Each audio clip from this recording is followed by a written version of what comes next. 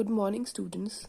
Today we are going to discuss an important question, that is depreciation as a source of fund. How depreciation can act as a source of fund. Actually, depreciation is a gradual decrease in the value of an asset. As we charge depreciation to an asset due to the wear and tear of that very asset use, even if we don't use an asset, even then the value of the asset decreases due to the passage of time. So depreciation is the reduction, gradual decrease in the value of the asset. So depreciation, now we have discussed the meaning. Now what is the effect of the depreciation? The effect of the depreciation is in the form of a book entry. मतलब हम करते क्या है, depreciation जब हम charge करते हैं तो हम अपनी उस एसेट की, जिस एसेट पे हम डेप्रीसिएशन चार्ज करते हैं, उसकी बुक वैल्यू को कर देते हैं, रिड्यूस कर देते हैं. जैसे कोई प्लांट एंड मशीनरी है, कोई बिल्डिंग है, कोई चीज़ है, तो हम उसकी वैल्यू जो है वो रिड्यूस कर देते हैं. और साथ में अगर उस एसेट की वैल्यू रिड्यूस होती है due to the charging of depreciation, तो अल्टीमेटली कंपनी के प्रॉफिट्स भी जो है वो क्या हो जाते हैं, रिड्यूस हो जाते हैं, कंपनी के ऑपरेटिंग प्रॉफिट्स. सो जब कंपनी के ऑपरेटिंग प्रॉफिट्स जो हैं वो रिड्यूस होते हैं, तो ना तो इस चीज़ का इफेक्ट हमारी करंट एसेट्स पे आता है, ना ही करंट लाइबिलिटीज़ पे आता है, ना ही इसका कोई फंड फ्लो ऑफ फंड्स होता है. मतलब अल्टीमेटली हमने डेप्रिसिएशन किसी को पे नहीं करी. सो प्रिसाइसली अगर हम अपना कैश प्रॉफिट निकालें या फिर हम अपना फंड फ्रॉम ऑपरेशंस निकालें, तो हम डेप्रिसिएशन को क्या करेंगे, अपने प्रॉफिट्स में दोबारा से ऐड बैक करेंगे, because we have not paid depreciation to any person, so the amount of the funds has not been spent, so it is with the company only. So it is added back to the profits of the concern to compute the cash profits or to compute the funds from operations. Now coming to the question of how depreciation act as a source of fund. Now how depreciation can act as a source of fund, no doubt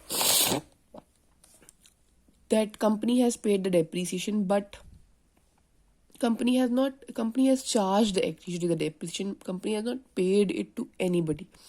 So however, there are 2 points which are required to be considered for this. However, under certain circumstances, depreciation help in the saving. It is not saying, it is the saving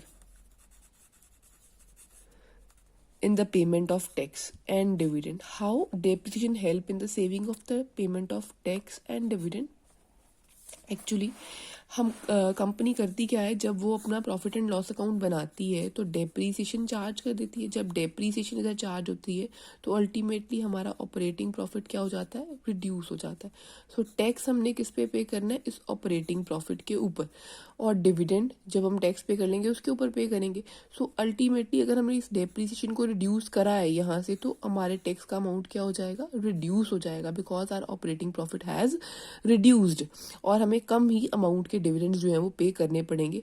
so it act as a indirect source of fund, because वो पैसा जो है वो कहीं पे भी company ने spend नहीं करा, वो कंपनी के पास बच गया. क्यों बचा, क्योंकि कंपनी ने डेप्रिसिएशन चार्ज करी थी, प्रॉफिट रिड्यूस हो गया. जब प्रॉफिट रिड्यूस हुआ तो हमें कम अमाउंट पे टैक्स पे करना पड़ा, और कम अमाउंट पे ही हमें जो है वो डिविडेंड पे करने पड़े. So it act as an indirect source of the funds. But now a question arises कि ये तो प्रॉफिट के केस में हो गया ना, कि अगर हमें प्रॉफिट हो रहा था तो इसने हमारी जो है वो टैक्स का अमाउंट जो है वो रिड्यूस कर दिया, और दूसरा इसने हमारा डिविडेंड का अमाउंट जो है वो रिड्यूस कर दिया, तो it act as an indirect source of funds. But अगर हमें लॉसेज हो रहे तो ये हमारा सोर्स ऑफ फंड कैसे एक्ट करेगा, it also act as a source of fund because we don't pay depreciation to anybody. Depreciation का अमाउंट जो है वो कंपनी किसी को भी पे नहीं करती. जब कंपनी डेप्रिसिएशन किसी को पे नहीं करती तो इसका मतलब वो पैसा कंपनी के पास पड़ा हुआ है. That amount of funds can be invested by the company anywhere. Company वो पैसा कहीं पे भी जो है वो इन्वेस्ट कर सकती है, जितनी टाइम तक कंपनी ने उस एसेट को परचेज नहीं करना और कंपनी उस पैसे पे जो है वो अर्निंग्स जो है वो अर्न कर सकती है.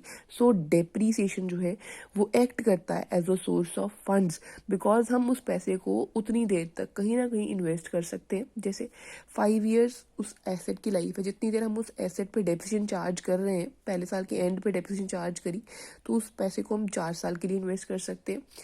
दूसरे साल डेप्रिसिएशन चार्ज करी तो उस पैसे को हम 3 साल के लिए इन्वेस्ट कर सकते हैं. तीसरे साल हमने डेप्रिसिएशन चार्ज करी तो उस पैसे को हम 2 साल, बिकॉज उसके 2 साल रह गए तो 2 साल के लिए इन्वेस्ट कर सकते हैं. 2 साल के बाद जो हमने मतलब 4 साल के बाद जो हमने डेप्रिसिएशन चार्ज करी तो उस पैसे को हम 1 साल के लिए इन्वेस्ट कर सकते हैं. 5वें साल में जो हमने डेप्रिसिएशन चार्ज करेंगे उस पर कोई इन्वेस्टमेंट नहीं हो सकती, बट वो पैसा हमारे पास स्टिल है.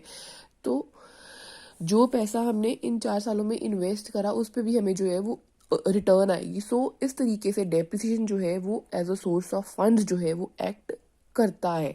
I hope you all have understood this very concept.